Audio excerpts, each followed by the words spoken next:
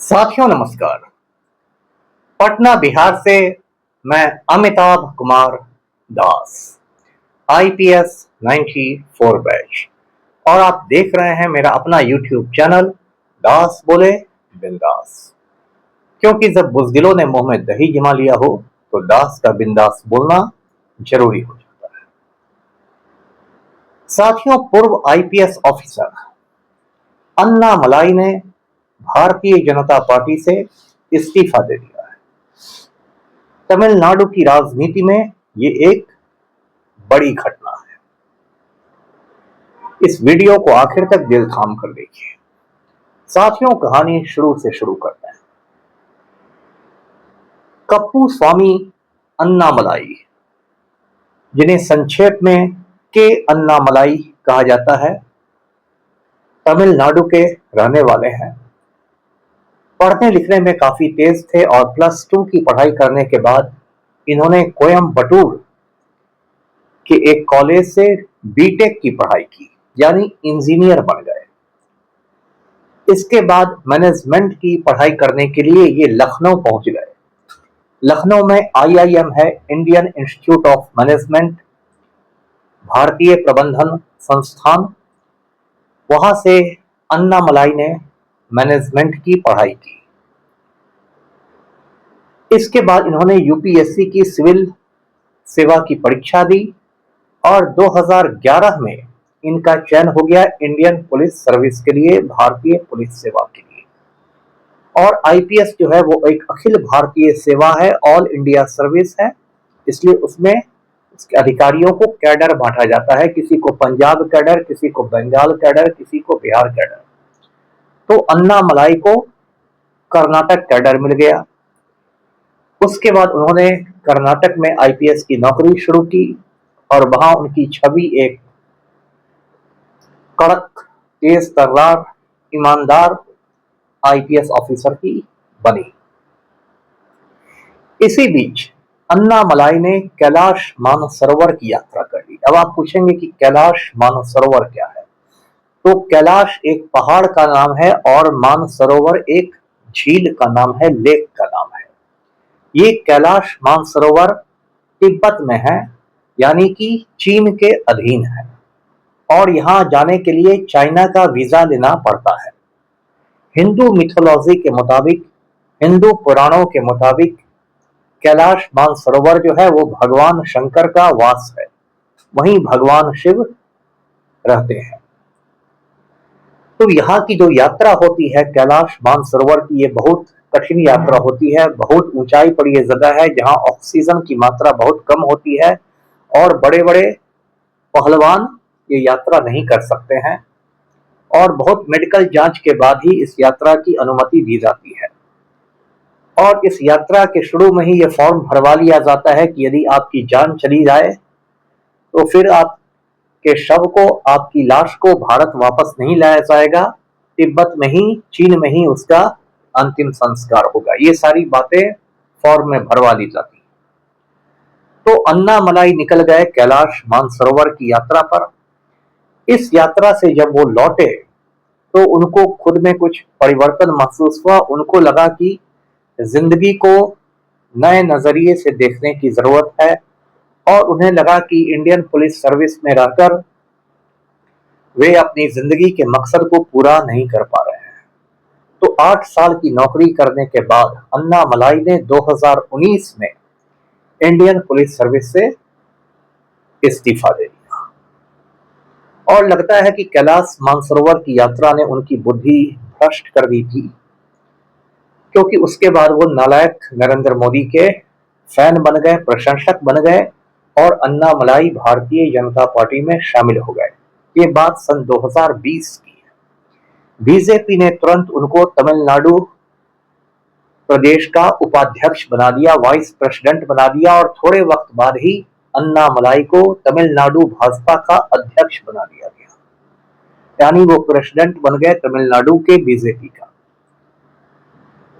ये जो अन्नामलाई है, ये तेज तर्रार तो थे ही, यूथ के बीच यानी युवाओं के बीच इनका काफी ज्यादा क्रेज था। जहां ये जाते थे लोग इनके साथ सेल्फी लेने लगते थे, और अन्नामलाई काफी आक्रामक होकर तमिलनाडु में बीजेपी के लिए प्रचार करने लगे। मैं तमिलनाडु की राजनीति आपको संक्षेप में समझाता हूं।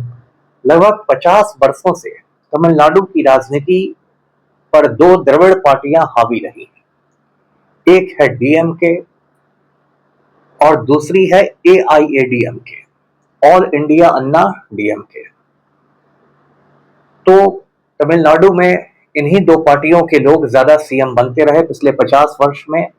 कभी एआईएडीएमके के एमजीआर मुख्यमंत्री बनते थे, कभी डीएमके के करुणानिधि, फिर एआईएडीएमके की जयललिता, फिर डीएमके के स्टालिन। मतलब पिछले 50 सालों से तमिलनाडु की राजनीति इन्हीं दो द्रविड़ पार्टियों की इर्द गिर्द घूमती थी और कांग्रेस जैसी पार्टी या बीजेपी जैसी पार्टी, ये सब पार्टियां हाशिए पर थी। तमिलनाडु के लोग बीजेपी को बहुत पसंद नहीं करते। उनको लगता है कि बीजेपी जो है एक नॉर्थ इंडियन पार्टी है, उत्तर भारत की पार्टी है, जो तमिलनाडु के लोगों पर हिंदी भाषा को थोपना चाहती है। चलते चलते मैं आपको बता दूं कि तमिल भाषा जो है वो दुनिया की सबसे पुरानी भाषा है, दुनिया की प्राचीनतम भाषा है तमिल। संस्कृत से भी प्राचीन, लैटिन से भी प्राचीन, ग्रीक यानी यूनानी भाषा से भी प्राचीन तमिल भाषा दुनिया की प्राचीनतम भाषा है और इस पर तमिलनाडु के लोग बहुत फख्र करते हैं, बहुत गर्व करते हैं।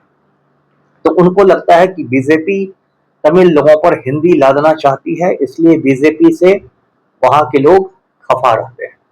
फिर भी अन्नामलाई ने काफी मेहनत की। 2021 में वो खुद चुनाव भी लड़े, ऐसे वो चुनाव हार गए। लेकिन अन्नामलाई का कद तेजी से बढ़ता जा रहा था और वो अमित शाह और नरेंद्र मोदी दोनों के काफी करीबी माने जाते थे। लेकिन इसी बीच वहां भी कास्ट पॉलिटिक्स शुरू हो गया। देखिए, जात पात के लिए तो बिहार ज्यादा बदनाम है, लेकिन जात पात पूरे हिंदुस्तान में कश्मीर से कन्याकुमारी तक होता है।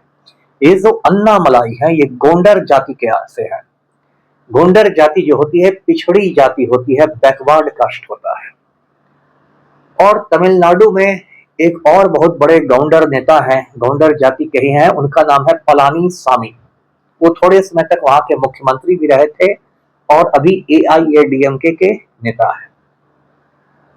तो जब भाजपा ने पलानीसामी से कहा कि एआईएडीएमके और भाजपा में चुनावी गठबंधन होना चाहिए, तो पलानीसामी ने अपनी शर्त रख दी कि गठबंधन मैं तभी करूंगा जब अन्नामलाई को भाजपा अध्यक्ष पद से हटा दिया जाए। क्योंकि पलानीसामी चाहते थे कि वो अकेले गोंडर जाति का नेता रहे और कोई गोंडर जाति में दूसरा नेता नहीं पैदा हो। भाजपा आलाकमान को झुकना पड़ा और पिछले साल अन्नामलाई को भाजपा के अध्यक्ष पद से हटा दिया गया। तो ये अन्नामलाई के लिए एक झटका हो गया। उनको देखते देखते पार्टी ने हाशिए पर ला दिया। अन्नामलाई ने कहा था कि बीजेपी को अकेले चुनाव लड़ना चाहिए, लेकिन उनके विरोध के बावजूद जब चुनाव हुए 2026 में तो बीजेपी और एआईएडीएमके ने मिलकर चुनाव लड़ा। 2026 के जो नतीजे हुए चुनाव परिणाम तमिलनाडु के बहुत चौंकाने वाले हुए। तमिल फिल्मों के सुपरस्टार हैं थलपति विजय। उन्होंने 2 साल पहले ही अपनी पार्टी बनाई थी टीवीके, और इस टीवी के पार्टी ने पहले चुनाव में ही कमाल कर दिया और सबसे बड़ी पार्टी बन के उभरी 108 सीटें जीतकर। और फिर कांग्रेस और कुछ और छोटी मोटी पार्टियों की मदद से थलपति विजय तमिलनाडु के चीफ मिनिस्टर बन गए, वजीर आला बन गए। ये तमिलनाडु की राजनीति में एक बहुत बड़ा परिवर्तन हुआ कि लगभग 50 सालों से जो 2 द्रविड़ पार्टियां तमिलनाडु को नचा रही थी, एक तीसरा विकल्प लोगों के सामने आ गया। अब 4-5 रोज पहले अन्नामलाई ने दिल्ली जाकर नितिन नवीन से मुलाकात की, अमित शाह से मुलाकात की और भारतीय जनता पार्टी से इस्तीफा दे दिया। अब अन्नामलाई ने एक नया फोरम शुरू किया है, मंच शुरू किया है, उसका नाम है अन्नामलाई मक्कल इयक्कम, और उससे अभी लाखों लोग जुड़ गए हैं। अन्नामलाई ने कहा है कि हमारा लक्ष्य है 2031 के विधानसभा चुनाव, यानी कि 5 साल बाद जो असेंबली चुनाव होंगे तमिलनाडु में, हम उसको जोर शोर से लड़ेंगे। अन्नामलाई का कहना है कि मेरी उम्र सिर्फ 42 साल है, राजनीति में मैं बहुत युवा हूं और मैं अभी लंबी पारी खेलने आया। अन्नामलाई की एक और योजना है कि वो वहां एक इंस्टीट्यूट खोलेंगे तमिलनाडु में, जिसका नाम पूर्व राष्ट्रपति अब्दुल कलाम के नाम पर होगा। APJ Abdul Kalam institute of ethics and politics, यही उनके संस्थान का नाम होगा। और इस संस्थान में वो अपने कार्यकर्ताओं को ट्रेनिंग देंगे, प्रशिक्षण देंगे कि कैसे राजनीति की जाती है। तो ये एक नया विचार है भारतीय राजनीति में कि कार्यकर्ताओं की ट्रेनिंग के लिए आप कोई इंस्टीट्यूट खोलें। और अन्नामलाई जो है, उन्होंने अभी भी बीजेपी के लिए अपने दरवाजे खोल रखे हैं। बीजेपी छोड़ने के बाद भी उन्होंने कहा कि मोदी जी के प्रति मेरा सम्मान है, मतलब पूरी तरह उन्होंने मोदी को नाराज नहीं किया है। साथियों, ये जो अन्नामलाई हैं, इनकी वाइफ का नाम है अखिला स्वामीनाथन और अन्नामलाई को 2 बच्चे भी हैं, लेकिन इनकी वाइफ बहुत लो प्रोफाइल रखती है और राजनीति में सामने नहीं आती है। राजनीतिक पंडितों का कहना है कि 2031 के जो चुनाव होंगे, यानी अगले चुनाव तमिलनाडु में, वो 3 युवाओं के बीच लड़े जाएंगे। पहला युवा तो थलपति विजय है, जो अभी तमिलनाडु के चीफ मिनिस्टर हैं। दूसरे युवा है उदयनिधि स्टालिन, जो तमिलनाडु के पूर्व मुख्यमंत्री स्टालिन के बेटे हैं। और तीसरे युवा हैं अन्नामलाई। तो यदि ऐसा होता है तो आने वाले दिन तमिलनाडु की राजनीति में बहुत दिलचस्प होंगे। वीडियो को लाइक कीजिए, शेयर कीजिए, चैनल को सब्सक्राइब कीजिए। धन्यवाद। जय हिंद।